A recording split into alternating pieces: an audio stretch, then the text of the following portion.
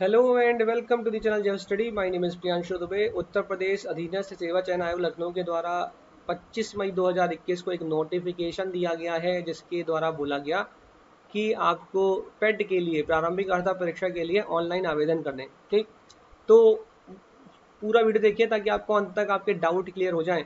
एक डाउट तो यही बैठा हुआ कि सर जो वन टाइम रजिस्ट्रेशन कराया था, क्या वही लोग इसको फिल कर सकते हैं कि सबके लिए एलिजिबिलिटी होगी? क्या एलिजिबिलिटी है, क्या अर्हता क्या है, मतलब अगर क्वालिफिकेशन क्या है, इसके अतिरिक्त आपको आपका सिलेबस क्या है, कितनी उम्र तक वाले भर सकते हैं, किन किन चीज़ों को आपको ध्यान रखना है। ठीक, खासकर जो नए बच्चे हैं जिनके द्वारा 10th पास किया गया है, उसके ऊपर की समकक्षता या उसके समकक्ष, ये सारी चीज़ें यहाँ पे पता लगेंगी। तो देखिए, ये आवेदन आप किसके लिए कर रहे हैं? ये आवेदन आप पेट के लिए कर रहे हैं। पेट क्या है? ये है प्रारंभिक अर्हता परीक्षा। ठीक है, प्रिलिमिनरी एलिजिबिलिटी टेस्ट है। इस अर्हता को जब आप पास कर लेंगे, उसके बाद आपको मेंस देना पड़ेगा और आपके पद के सापेक्ष भर्तियां होंगी, मतलब एग्जामिनेशन कराया जाएगा। ये प्री है, एक तरीके से समझ लीजिए, ये प्री है और फिर उसके बाद आपका मेंस होगा। तो ये जो प्री है, जैसे आप लोग पेट कह रहे हो, इसके आवेदन की तिथि है 25 मई 2021। शुल्क जमा करने की तिथि भी स्टार्ट हो जाएगी 25 मई 2021। इसी तिथि से आप रजिस्ट्रेशन भी करना शुरू कर सकते हैं। फॉर्म का ऑनलाइन शुल्क जमा करने की तिथि है यही, रजिस्ट्रेशन प्रारंभ करने की तिथि भी यही है। परीक्षा हेतु रजिस्ट्रेशन करना, ऑनलाइन शुल्क जमा करना, आवेदन सबमिट करने की अंतिम तिथि है 21 जून 2021 और इस भरे हुए फॉर्म में संशोधन करने की तिथि है 28 जून 2021। इतनी तिथि तक आप संशोधन कर सकते हो। ठीक, तो इन डेटों को मत ध्यान रखना कि हाँ 21 जून तक तो बहुत दिन है, ठीक 20 जून की रात को हम जगेंगे और फॉर्म भर देंगे, ऐसा मत करना, पहले ही भर देना। ठीक, तो अब दूसरा क्वेश्चन है कि क्या क्या वो लोग ही अब फॉर्म भर सकते हैं जिनके द्वारा वन टाइम ओटीपी आया था ना, वन टाइम पासवर्ड आया था, उसमें आपको ओटीपी के द्वारा रजिस्ट्रेशन करना था, पहले वन टाइम रजिस्ट्रेशन करना था। तो इसके बारे में नोटिफिकेशन में क्लियरली मेंशन है। क्या मेंशन किया गया, इसको पढ़ लेते हैं। क्या मेंशन किया गया? मेंशन किया गया है कि दिनांक 26 मार्च 2021 के अंतर्गत यद्यपि इस आशय की सूचना प्रकाशित की गई थी कि आयोग के द्वारा भविष्य में विज्ञापित पदों हेतु आयोजित की जाने वाली किसी भी प्रारंभिक अथवा मुख्य परीक्षा में प्रतिभाग करने व उसके लिए आवेदन करने हेतु एक बार की पंजीकरण, वो जो वन टाइम रजिस्ट्रेशन था, किया जाना अनिवार्य होगा। परंतु इस संबंध में आयोग के द्वारा अभ्यर्थियों की सुविधा हेतु एक बार की पंजीकरण की बाध्यता इस प्रारंभिक अर्हता परीक्षा 2021 के लिए समाप्त कर दी गई। ठीक, इस पेट के लिए समाप्त कर दी गई। ये बाध्यता जो पहले थी कि आपको पंजीकरण करना पड़ेगा, इसे समाप्त कर दिया गया। ठीक, तो इसका मतलब सभी लोग इसमें ऑनलाइन आवेदन कर सकते हैं। जिन्होंने पहले अगर एक बार की पंजीकरण नहीं किया, वो भी आवेदन इसमें कर सकते हैं। ठीक, आगे चलें। ऑनलाइन आवेदन की अवधि क्या है? 25 मई से 21 जून, मेरे ख्याल से रट गई होगी अब तो। प्रारंभिक अर्हता परीक्षा की अनिवार्यता क्या है? अनिवार्यता क्या है? तो इसमें अनिवार्यता के अंतर्गत ये सब बातें आपको बताई गई हैं कि विभिन्न विभागों के विभिन्न पदों पर चयन हेतु इच्छुक समस्त अभ्यर्थियों के द्वारा प्रारंभिक अर्हता परीक्षा में प्रतिभाग किया जाना अनिवार्य है। ठीक, तो अब ये शुरुआत की बातें हम लोगों ने पढ़ ली, लेकिन अब पहले सिलेबस देख लेते हैं, उसके बाद फिर लौट के आएंगे, फिर हम लोग बातें करेंगे कितना पैसा है, क्या नहीं है, क्या सैलरी, क्या नहीं। लेकिन पहले हम लोग सिलेबस देख लेते हैं एक बार। सिलेबस में क्या है? तो सिलेबस में लिखा हुआ है कि जो ये परीक्षा होगी, प्रारंभिक परीक्षा, जिसे आप लोग पेट कर रहे हैं, प्रारंभिक अर्हता परीक्षा, एलिजिबिलिटी टेस्ट है, इसमें प्रश्नों की संख्या 100 होगी, पूर्णांक 100 होगा और परीक्षा की अवधि 2 घंटे होगी और नेगेटिव मार्किंग 1/4 होगी और क्वेश्चन बहुविकल्पीय होंगे। ठीक है, स्तर क्या होगा? एनसीईआरटी वाला स्तर होगा। ठीक है, एनसीईआरटी क्लास जो आप पढ़ते होगे 10वीं क्लास से, जो आपने पढ़ रखा है, उतना वही स्तर होगा, ज्यादा स्तर होगा नहीं। तो इसका मतलब 100 प्रश्न है, 100 पूर्णांक है, 2 घंटे का टाइम है, 1/4 आपके पास नेगेटिव मार्किंग है। इस 100 प्रश्नों की संख्या या 100 अंकों में किस प्रकार से डिवाइडेशन किया गया? तो 5 अंक बोले गए हैं भारतीय इतिहास, इंडियन हिस्ट्री में। इसके अंतर्गत 5 अंक है। कौन कौन से? सिंधु घाटी की सभ्यता, वैदिक संस्कृति, बौद्ध धर्म, जैन धर्म, मौर्य वंश, गुप्त वंश, हर्ष वंश, राजपूत काल। ठीक, मैंने आपको लूसेंट सीरीज के अंतर्गत मॉडर्न हिस्ट्री कंप्लीट कराई है। एंशियंट बहुत जल्दी शुरू करूंगा, वरना कुछ वीडियो मेरे एंशियंट हिस्ट्री के पढ़े हैं, आप लोग यूट्यूब पे जाके सर्च करिए, बहुत गजब का मजा आएगा आपको। बौद्ध धर्म, जैन धर्म सुनने में, पढ़ने में, समझने में मजा आ जाएगा पूरा। मौर्य मैंने आपको पढ़ा है, स्पेशली पढ़ा है मौर्य मैंने, प्राचीन भारत का मैराथन पढ़ा, सुनिए आपको बहुत मजा, चौकस मजा आएगा आपको। इसके साथ ही इन 5 अंकों के अंतर्गत सल्तनत काल, मुगल साम्राज्य, मराठा, ब्रिटिश राज का अभ्युदय, ब्रिटिश राज का सामाजिक आर्थिक प्रभाव, सब कुछ 5 अंक में दे रहे हैं। ठीक, क्या नंगन आएगा, क्या निचोड़ेगा, क्या, सब कुछ 5 अंक में है। दूसरे क्रम में 5 नंबर का और क्या आएगा? 5 नंबर में आएगा भारतीय राष्ट्रीय आंदोलन, मॉडर्न इंडिया का मैराथन पढ़ा, उसको सुनिए, सब कुछ यही लिखा हुआ है। विधायी संशोधन, क्रांतिकारी स्वदेशी आंदोलन, सविनय अवज्ञा आंदोलन, भारत छोड़ो आंदोलन, आजाद हिंद फौज, नेताजी सुभाष चंद्र बोस, सारे क्वेश्चन लिखे हैं। भूगोल तीसरा, भूगोल में क्या, ज्योग्राफी में क्या पूछेगा वो? 5 अंक का ज्योग्राफी से पूछा जाएगा, जिसमें भारत में विश्व के भौतिक भूगोल के अंतर्गत नदियां, नदियों की घाटी, भूजल संसाधन, पर्वत, पहाड़ी, हिमनद, मरुस्थल, शुष्क क्षेत्र, वन, खनिज संसाधन, भारत एवं विश्व का राजनीतिक भूगोल, जलवायु तथा मौसम, टाइम जोन, जनसांख्यिकी परिवर्तन, सेंसस भी पूछ लेगा 5 नंबर में, इतना सारा पूछेगा 5 नंबर में। भारतीय अर्थव्यवस्था में क्या पूछेगा कि 1947 से 1991 तक की अर्थव्यवस्था में योजना आयोग भी पूछेगा, बताइए, योजना आयोग भी पूछेगा, हद है। पंचवर्षीय योजनाएं, मिश्रित अर्थव्यवस्था का विकास, निजी एवं सार्वजनिक क्षेत्र, हरित क्रांति, दुग्ध विकास एवं ऑपरेशन फ्लड, बैंकों का राष्ट्रीयकरण, डेट याद कर लेना, वही पूछेगा पहली साल डेट याद कर लो। बैंकों का राष्ट्रीयकरण पहली बार कब किया गया, कितने बैंकों का किया गया, उस वक्त राष्ट्रपति कौन थे, अध्यादेश कौन से राष्ट्रपति लेकर आए थे जिनके द्वारा पहली बार बैंकों का राष्ट्रीयकरण किया गया, ये सारी डिटेल पूछी जाती है, हमेशा पूछी जाती है। रिफॉर्म के बारे में कौन सी कमेटी बन गई, वर्ष 1991 में आर्थिक सुधार था, उसके बाद की अर्थव्यवस्था, वर्ष 2014 के पश्चात के आर्थिक सुधार के अंतर्गत कृषि सुधार, ढांचागत सुधार, श्रम सुधार, अगर कुछ हुए भारत में तो उनके बारे में आपको जानकारी होनी चाहिए। आर्थिक सुधार और जीएसटी, यहीं से क्वेश्चन ज्यादा आएगा, जीएसटी, इससे क्वेश्चन तो यहीं से ज्यादा पूछेगा, काम नहीं 5 नंबर क्या पूछेगा आपसे। और प्लानिंग कमीशन कब खत्म हुई, कब बनी, नीति आयोग कब बनी, डेट क्या है, नीति आयोग कैसी संस्था है। इसके बाद अगला है इंडियन कॉन्स्टिट्यूशन और पब्लिक एडमिनिस्ट्रेशन के अंतर्गत भारतीय संविधान में आपको क्या क्या पूछेगा, 5 अंक में आएगा, क्या क्या भारतीय संविधान की विशेषताएं क्या है, डीपीएसपी क्या है, मौलिक अधिकार का कर्तव्य क्या है, संसदीय प्रणाली क्या है, संघीय प्रणाली क्या है, संघ और केंद्र प्रदेश क्या है, केंद्र राज्य संबंध क्या है, न्यायिक ढांचा, सर्वोच्च न्यायालय, उच्च न्यायालय, जिला प्रशासन, स्थानीय निकाय, पंचायती राज संस्थाएं, चुनाव याद कर लेना। कि बताओ महिला के किस किस आर्टिकल में लिखा हुआ है कि महिलाओं को 1/3 आरक्षण मिलेगा। पंचायत के अंतर्गत जो कमेटी समिति थी उसका नाम क्या है, बलवंत राय मेहता कमेटी, मैंने आपको शॉर्टली बता रखी है, मैं तेरे अगल बगल हूँ, गाना है ना, बगल फोकटियों सा प्यार करूंगा, बगल बगल मतलब बलवंत राय मेहता, अशोक मेहता, जीवी के राव कमेटी और एलएम सिंघवी कमेटी बता रखे हैं, हम सारा पॉलिटी पढ़ा रखे हैं। लेक्चर सुनिए, इस पे हम लोग क्रैश कोर्स चलाएंगे, क्रैश कोर्स चलाने के साथ में इस पे हम लोग टेस्ट सीरीज भी कराएंगे, टेस्ट सीरीज और क्रैश कोर्स दोनों करेंगे, बेहतरीन तरीके से करेंगे, ताकि 100 में से कम से कुछ नहीं तो आप 80 क्वेश्चन, 80 नंबर या 90 नंबर तो खींच के लेके आओ। सामान्य विज्ञान के अंतर्गत क्या है, प्रारंभिक भौतिक विज्ञान, रसायन विज्ञान, जीव विज्ञान, 5 नंबर का आना है, बांध लीजिए इस बात को कि ज्यादा क्वेश्चन जीव विज्ञान से आएंगे, ठीक। भौतिक और रसायन विज्ञान में वही आईएसएस के बारे में रसायन विज्ञान में पूछ लेगा, भौतिक विज्ञान में वही सरफेस टेंशन बता दो क्या होती है, तो अगर पहाड़ी में ऊपर चढ़ोगे तो क्वथनांक घट जाएगा, अगर पानी में नमक मिला ले तो गलनांक पे क्या प्रभाव पड़ेगा, ये जो ऊष्मा जो होती है जिसे हम लोग कहते हैं लेटेंट हीट, क्या ये कौन सा कॉन्सेप्ट होता है, ऐसे शब्द से क्वेश्चन। अगर अपने हाथ मोड़ दोगे तो बताओ गति बढ़ जाएगी, गति घट जाएगी, ऊपर से जब आदमी कूदता है पानी स्विमिंग पूल में तो अपने आप को फोल्ड क्यों कर लेता है, उससे क्या प्रभाव पड़ता है, ये सब बातें।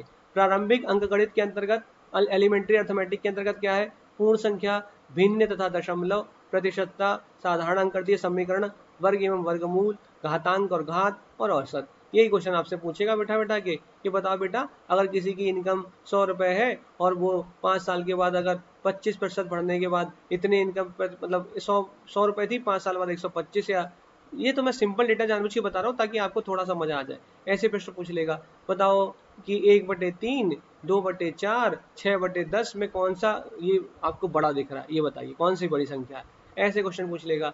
तो औसत में बताएगा कि बताओ 5 सम संख्याओं का औसत कितना होता है, फार्मूले याद होंगे तो सीधे क्वेश्चन लगा लोगे, है ना, सिंपल से क्वेश्चन पूछेगा। और लिखा हुआ साधारण अंकगणितीय समीकरण पे पूछेगा, सिंपल सी चीजें पूछेगा, वर्गमूल, घनमूल लिख देगा कि सीरीज दे देगा, कहेगा बताओ इसका सही सीरीज में क्या आएगा। सामान्य हिंदी के अंतर्गत क्या, संधि, वही अकहा सवर्ण दीर्घा, इको एड़ची, ऋण संधि, दीर्घ स्वर संधि, व्यंजन संधि, सारी अयादी संधि, सारी संधि पूछ लेगा वहीं पे।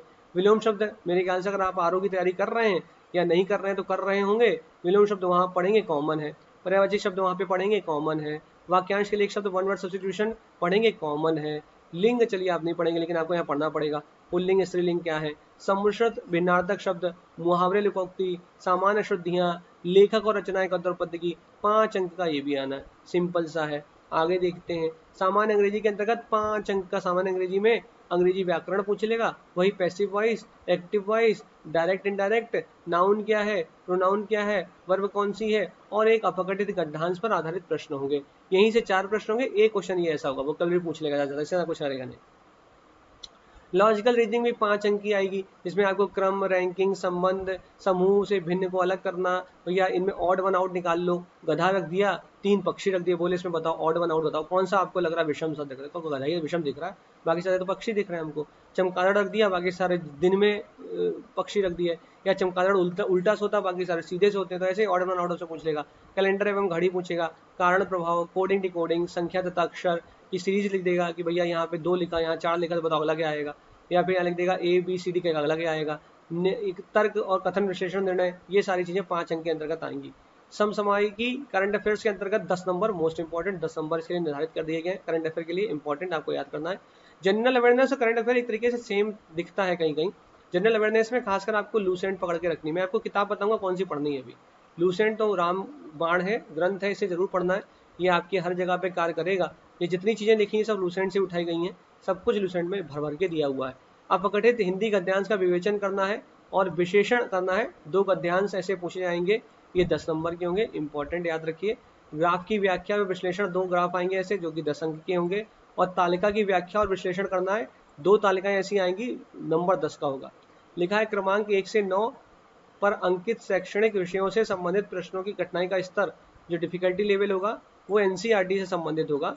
परीक्षा का प्रकार वस्तुनिष्ठ प्रकृति का है, प्रश्न पत्र बहुविकल्पीय होगा, और प्रत्येक गलत उत्तर पे आपको 1/4 अंक की मतलब कटाई कर दी जाएगी आपसे। अगर आपने 4 प्रश्न गलत किए तो आपका एक क्वेश्चन गलत हो गया, 1/4 मतलब 4 और सही, 4 में मल्टीप्लाइड बाई 1/4, तो एक क्वेश्चन गलत हो गया आपका, ठीक। वही जो 25% वाला कॉन्सेप्ट जो चलता है, ठीक है। अब देखें आगे आयु सीमा क्या है, देख लेते हैं। अच्छा पीठ में आयु सीमा देख लेते हैं। अच्छा शैक्षिकर्ता देख लेते हैं, पहले शैक्षिकर्ता देख लेते हैं। शैक्षिकर्ता क्या है, शैक्षिकर्ता के अंतर्गत आपको अगर पेट में एलिजिबल होना है तो आपको हाई स्कूल या फिर उसके समकक्ष अथवा उससे, अथवा लिखा है, ठीक है, और नहीं लिखा है, अथवा उससे उच्च शिक्षा अर्हता धारित करने वाले अभ्यर्थी पेट में एलिजिबल हो सकते हैं, ठीक, पहला। दूसरा, एक बार जब आप पैट दे देंगे तो आपके लिए उस पैट का स्कोर जो होगा वो 1 साल तक आपके लिए एलिजिबल, 1 साल तक वो स्कोर आपका काम करेगा। कि हो सकता है वो पैट 1 साल में अगर 2 बार हो गया या 3 बार हो गया, पैट 2 बार हुआ अगर मान लो, तो अगर आपका पहली बार में पैट में अगर हाईएस्ट स्कोर है तो आपको दूसरी बार पैट प्री परीक्षा नहीं देनी पड़ेगी, उसी स्कोर पे आप मेंस दे सकते हो, ठीक। आपको बार बार नहीं देनी पड़ी परीक्षा, 1 साल में 1 साल तक एलिजिबिलिटी है उस स्कोर की। आयु सीमा क्या है, मिनिमम 18 साल और कुछ जगहों पे 21 साल और मैक्सिमम तो 40 साल है, ठीक। आयु आपकी ये सीमा जो क्राइटेरिया दिया रखा है इसका। बाकी आरक्षण जैसे हर जगह मिलता है वैसे आरक्षण में छूट, सीमा में, आयु सीमा में छूट जैसे मिलता है वैसे ही मिलेगा, कुछ अलग नहीं है इसमें, ठीक। आरक्षण क्षैतिज और लंबा दोनों तरह का मिलेगा। परीक्षा योजना एवं पाठ्यक्रम के अंतर्गत आपको पाठ्यक्रम मैंने आपको दिखा दिया, योजना के बारे में मैंने आपको बता दिया कि 100 अंक का पेपर होगा, 100 प्रश्न होंगे, 2 घंटे का टाइम पीरियड है। हाँ ये बोले गए हैं कि बहुत सारे लोग भरते हैं क्योंकि पेपर, तो ये जो पेपर होगा ये कई सारी शिफ्ट में कराया जाएगा, हो सकता है 5-6 शिफ्ट हो जाए, तो उस शिफ्ट के दौरान आपके इन पेपरों में समानता लाने के लिए एक नॉर्मलाइजेशन प्रक्रिया को अपनाया जा सकता है, कट ऑफ निर्धारित करने के लिए। अब ये नॉर्मलाइजेशन प्रक्रिया क्या है ये आपको खुद समझना पड़ेगा, नेट पे डालिए नॉर्मलाइजेशन प्रक्रिया, इस पे भी किसी ने धुआंधार वीडियो बनाया होगा, देखते रहिए उसको। परीक्षा की तिथि, प्रारंभिक परीक्षा की तिथि अभी निर्धारित करी नहीं गई है, ये आपको सही समय पर सूचित कर दिया जाएगा, ठीक। ये लिखा हुआ है अर्हता परीक्षा में प्रतिभाग करने वाले अभ्यर्थी का स्कोर परीक्षा परिणाम आयोग की वेबसाइट पर अपलोड किए जाने की तिथि से 1 वर्ष तक मान्य होगा, ठीक। आगे चले, आवेदन कैसे करें, तो इस विज्ञापन के अंतर्गत आवेदन करने हेतु ऑनलाइन आवेदन पत्ती, ऑनलाइन एप्लीकेशन सिस्टम लागू है, अन्य किसी माध्यम से प्रेषित आवेदन स्वीकार नहीं करेंगे। वहां जाके मत दिया ना कि ये लो हमने भर के दे दिया, ऐसा नहीं हो सकता, ऑनलाइन करना पड़ेगा। ऑनलाइन आवेदन करने हेतु अभ्यर्थी नीचे दिए गए प्रक्रिया का अनुपालन सुनिश्चित करें। क्या अनुपालन करना है आपको, कैंडिडेट का आपका रजिस्ट्रेशन करना है, उसके बाद फोटो तथा हस्ताक्षर को अपलोड करना है, उसके बाद फॉर्म के शेष विवरण का भरा जाना, जो पूछे आपसे 10th कहाँ से करा और कौन से सब्जेक्ट थे, कितने परसेंटेज आए, फीस का भुगतान, एप्लीकेशन फॉर्म सबमिशन और फॉर्म का प्रिंट आउट लेना, ये आखिरी स्टेप है जो आपको फॉर्म का प्रिंट आउट लेना है। अभ्यर्थी आवेदन पत्र भरने के लिए उपरोक्त वर्णित समस्त प्रक्रियाएं एक बार में ही पूर्ण कर सकता है, इसके लिए वेट नहीं करना कि हाँ पहले ये करेंगे उसके बाद अच्छा 24 घंटे बाद ये करेंगे, ऐसा नहीं है। आपको मौका दिया गया, आप एक बार में करिए, आप सो के करिए, ये आप पे निर्भर करता है। अभ्यर्थी के द्वारा आयोग की वेबसाइट इस up.sc.gov.in पर ऑल नोटिफिकेशन एडवर्टीजमेंट डिटेल्स पर क्लिक करने पर ऑनलाइन एडवर्टीजमेंट स्वतः प्रदर्शित होगा, वहां पर आप क्लिक करेंगे तो आपको वहां पे यूजर इंस्ट्रक्शन दिए रहेंगे, उन यूजर इंस्ट्रक्शन को फॉलो करते हुए फॉर्म आप फिलअप कर सकते हो, कोई टेंशन नहीं है, ठीक। आवेदन की प्रक्रिया में पहले कैंडिडेट रजिस्ट्रेशन होगा, रजिस्ट्रेशन में जो आपसे जानकारी मांगी जाए, आपका नाम क्या है, पिता का नाम क्या है, शादी हुई तो पति का नाम क्या है, उत्तर प्रदेश के मूल निवासी हैं कि नहीं है, किस श्रेणी के हैं, जन्म तिथि आपकी क्या है, लिंग क्या है, वैवाहिक स्थिति क्या है, संपर्क हेतु मोबाइल नंबर, ईमेल पता, अनिवार्य शैक्षिक अर्हता में आप क्या शैक्षिक अर्हता अनिवार्य रूप से आप ग्रहण कर रहे हैं कि नहीं कर रहे हैं, हाई स्कूल है तो कहाँ से हैं, कितना नंबर है, ये सब चीज़ें आपसे पूछी जाएंगी। पढ़ते जाइए और उसको लिखते जाइए। ठीक, लिखा हुआ है कि चश्मा पहनने की स्थिति में आंखें साफ दिखनी चाहिए और शीशा रंगीन नहीं, काला चश्मा लगा के मत बैठ जाए, काला चश्मा लगा के फोटो डाल रहे हो, है ना, पीछे पता लगा बैकग्राउंड में कोई नृत्य कर रहा है, कथक कर रहा है, डाल दिया मस्त में, ऐसा नहीं होता है। फोटो बड़ा अच्छे से डालिए, बढ़िया ठीक ठाक छाया प्रति आपकी होनी चाहिए, अभिव्यक्ति तटस्थ हो, आंखें खुली हो, मुंह बंद हो, ऐसे नहीं डालना। ठीक, सफ़ेद या हल्के में रंग की सादी पृष्ठभूमि आवश्यक है, जो कि मैंने आपसे बोला पृष्ठभूमि आपकी अच्छी होनी चाहिए। बाकी ये जो लिखा हुआ है थोड़ा बहुत देख लीजिएगा। फोटो 6 महीने के भीतर की हो, ये बात लगी आप बचपन की डाल देते हैं कोई फर्क नहीं पड़ता है, लेकिन 6 महीने के भीतर की हो ऐसा यहाँ पे लिखा हुआ है। जेपीजी का फॉर्मेट हो, जेपीईजी का फॉर्मेट हो, जेपीजी का फॉर्मेट हो, इतने फॉर्मेट में न्यूनतम आकार 5 KB और अधिकतम आकार 30 KB से कम नहीं होना चाहिए। अधिकतम 30 KB तक आपका फोटो और हस्ताक्षर आपका जो भी बताया जाएगा वो सेम है। अभ्यर्थी का हस्ताक्षर इतना लंबा हो, इतना छोटा हो, कैपिटल लेटर्स में हस्ताक्षर अमान्य होंगे। ऐसा नहीं सारा लिख दिया मैंने, लिख दूँ प्रियांशु दुबे, सारे कैपिटल लेटर में लिख दूँ, रनिंग हैंड में हस्ताक्षर, मतलब रनिंग हैंड में। ठीक है, और हस्ताक्षर करने के बाद उसके नीचे आपको हिंदी में अपना नाम भी लिखना है। ठीक, बिहार भी ऐसे ही कराता है। अभ्यर्थी वांछित सूचनाओं को प्रविष्ट करने के बाद कंटिन्यू बटन दबाएंगे, उसके बाद तीसरे फॉर्म में पहुंचेंगे आप, जहां पर जो भी आपसे डिक्लेरेशन मांगा जा रहा है, घोषणाएं मांगी जाती है कि मैं ये घोषित करता हूँ और मैंने जो सूचना दी वो सब सही है, भूल होगी तो हमको उठा के कहीं भी बंद कर देना। फीस का भुगतान कैसे करोगे, proceed to online submission, online जैसे आप UP.SC.gov.in को खोलोगे ना, तो वहाँ पे जैसे जैसे जब फॉर्म सबमिशन ऑनलाइन करोगे, जैसे इंस्ट्रक्शन हो वैसे फॉलो करते चले जाओ। इतना तो पढ़े लिखे हैं, इतना तो समझ में आता है ना कि हाँ प्रोसीड फर्दर प्रोसीड के लिए बटन दबाइए, तो बटन दबा दो, इसमें क्या सोचना। पैसा कितना लग रहा है, सामान्य के लिए शुल्क आवेदन 160 रुपया है, ऑनलाइन प्रक्रिया शुल्क आवेदन 25, टोटल कितना हो गया 185। वैसे 160 है, 25 रुपये का शुल्क लेंगे ये, बाकी अपनी कैटेगरी के अनुसार आप देख लें कि किस प्रकार से कैटेगरी के अनुसार लग रहा है। स्वतंत्रता संग्राम सेनानी के आश्रित भूतपूर्व सैनिक और महिला पदों क्रमांक 1 से 4 तक उल्लिखित उनकी मूल श्रेणी के अनुसार शुल्क देगा। आप महिला हैं और अगर आप जनरल है तो इतना पैसा, SC है तो इतना पैसा, ST है तो इतना पैसा, OBC है तो इतना पैसा, जो यहाँ लिखा उसी कैटेगरी में। ठीक, फ्री में नहीं है, UPSC फ्री में भरवाती है। प्रिंट एप्लीकेशन फॉर्म ले लें, उसके बाद खुशी खुशी यहाँ से वहाँ घूमें, कोई टेंशन ना लें। तो ये आपका टोटल आज ये नोटिफिकेशन है पेट के लिए। हम क्या करने वाले हैं, हमने आज ये वीडियो बना दिया, तो देखो हमारा क्या उद्देश्य है यहाँ पे। हमारा उद्देश्य है कि हम इससे संबंधित टेस्ट सीरीज की शुरुआत, UPSSC से संबंधित टेस्ट सीरीज की शुरुआत करेंगे। UPSSC की टेस्ट सीरीज के लिए हम शुरुआत करेंगे, UPSSC की टेस्ट सीरीज होगी, साथ में इसका क्रैश कोर्स साथ में क्रैश कोर्स करेंगे। जितने भी टॉपिक दिए हुए हैं सब पर आपको पूरी जानकारी संपूर्ण रूप से दी जाएगी। साथ में टेस्ट सीरीज जो होगी उसमें क्वेश्चन रखे जाएंगे। अभी ये निर्धारित हम लोग करेंगे कितने क्वेश्चन एक टेस्ट में रखें, 100 क्वेश्चन ही रखेंगे टेस्ट में। डेली बेसिस पे आपकी प्रैक्टिस भी कराते चले जाएंगे उस क्रैश कोर्स के अंतर्गत। तो ये हमारे हम ये करने वाले बहुत अच्छा अवसर है उन लोगों के लिए जो, अच्छा एक चीज़ और, समूह गा की भर्ती है ये, इस चीज़ को याद रखिएगा कि समूह गा के पदों पर भर्ती हेतु द्विस्तरीय परीक्षा प्रणाली है ये, जिसमें आप पहले प्री दोगे जो कि आपका पेट है, उसके बाद आप मेंस दोगे। ठीक है, जहाँ तक सैलरी की बात है तो इसका जो पेमेंट है वो दिखा देता हूँ मैं एक बार कि कहाँ से कहाँ तक किसके बीच में आप अप्लाई करोगे, किस पेमेंट से लेके किस पेमेंट तक आपको आप अप्लाई करोगे। तो यहाँ लिखा हुआ है 5200 से 20,200 से लेकर ग्रेड पे 1900 इससे अधिक, और 9300 से 34,800 ग्रेड पे 4600 से कम, इसके बीच में आपकी जो पद हैं उन सब की भर्ती है। UPSSC पेट कराएगा, पहले प्रारंभिक परीक्षा कराएगा, उसके बाद आप मेंस दोगे। ध्यान देना, पेट का निकलना या पेट में अच्छा स्कोर आना या पेट में 100 में 100 मार्क्स आने का ये कतई मतलब नहीं होगा कि आपको पद दे दिया जाए, आपको मेंस क्वालिफाई करना पड़ेगा। उसके अतिरिक्त अगर कोई और अर्हताएं हैं उस पद हेतु कि हाँ दौड़ लगानी है, पानी पीना है, या फिर 10 किलोमीटर का रेस पूरी कंप्लीट करनी है, वो सारी अर्हताएं आपको यथा समय बता दी जाएंगी। जैसे जैसे प्रक्रिया आगे बढ़ेगी आपको सूचना मिलती चली जाएगी। तो ये पूरा का पूरा नोटिफिकेशन है जिसमें इस तरह की बातें करी गई हैं, इस तरह आपको सब कुछ बताया गया है। पढ़ाई करते रहिए, बहुत अच्छी अपॉर्चुनिटी है, चुनावी दौर है, वैकेंसी इसी प्रकार से धड़ल्ले से निकलेंगी, क्योंकि चुनावी दौर है इसलिए निकलेंगी। चुनावी दौर ना होता तो शायद ऐसा कुछ होता नहीं, लेकिन चुनावी दौर है, थोड़ी पारदर्शिता भी दिखाई जाएगी, ट्रांसपेरेंसी भरपूर रहेगी। कारण ये है कि चुनाव के टाइम पे बड़ी पारदर्शिता दिखाई जाती है, अगर पारदर्शिता उस वक्त नहीं होगी तो आपके लिए आप वोट क्यों करोगे फिर। तो पारदर्शिता तो दिखाई जाएगी, अच्छी अपॉर्चुनिटी है ये, अच्छे खासे पद निकलेंगे। आपकी उम्र के हिसाब से आप तैयारी अगर मन लगा के कर लेते हैं, प्लेलिस्ट बनी हुई है वहाँ पे जाके आप वीडियो देखिए मेरे, वहाँ पे परीक्षा खबरी सुबह सुबह आता है, उसको देखिए। जीएस के जितने वीडियो पढ़े उनको देखिए आप, आपको एक अलग अनुभव जरूर होगा। आपको समझ में आएगा कि आखिर यूपी ट्रिपल एससी की तैयारी के लिए यहाँ क्यों पढ़े। अगर आप लोग सपोर्ट करते हैं, अगर आपको लगता है कि यहाँ यूपी ट्रिपल एससी का यहाँ से तैयारी करना सही है, तो लाइव क्लासेस भी चलाई जा सकती हैं, लेकिन ये निर्भर करेगा कि आप कितना ज़्यादा तत्पर हैं। ठीक, हाँ, ये जरूर वादा किया जा सकता है कि आपके जीवन का जो इतिहास, भूगोल और इकोनॉमी और पॉलिटी, जो भी सब्जेक्ट बढ़ गया, साइंस, एनवायरनमेंट, दो यहाँ पे एनवायरनमेंट के बिल्कुल भी बारे में कुछ भी नहीं बोला गया, लेकिन भूगोल के अंतर्गत कहीं ना कहीं वो दाग के पूछ लेगा, क्योंकि उसने लिखा हुआ है कि अंतर्राष्ट्रीय संगठन, अंतर्राष्ट्रीय कुछ प्रोटोकॉल, तो एनवायरनमेंट लेके जरूर आएगा। जितने भी वहाँ पे लिखे हैं 10-10 नंबर के जो करंट अफेयर लिखे हुए हैं, जनरल अवेयरनेस 10 नंबर की लिखी है, 5 नंबर का हिस्ट्री लिखा है, 5 नंबर का भूगोल लिखा है, 5 नंबर की इकोनॉमी लिखी है, 5 नंबर का पॉलिटी लिखा हुआ है, ये सब अगर आप मुझ पर छोड़ते चले जाएंगे तो मैं जीएस में आपको मतलब कुछ महारथी तो बना ही सकता हूँ। अगर आप मेरे वीडियो देखेंगे तो आप शायद इस बात को समझ पाएंगे, फील कर पाएंगे, रियलाइज कर पाएंगे ऐसा मैं क्यों कह रहा हूँ। बाकी पढ़ते रहिए, अच्छे से पढ़िए, एक अच्छा अवसर है।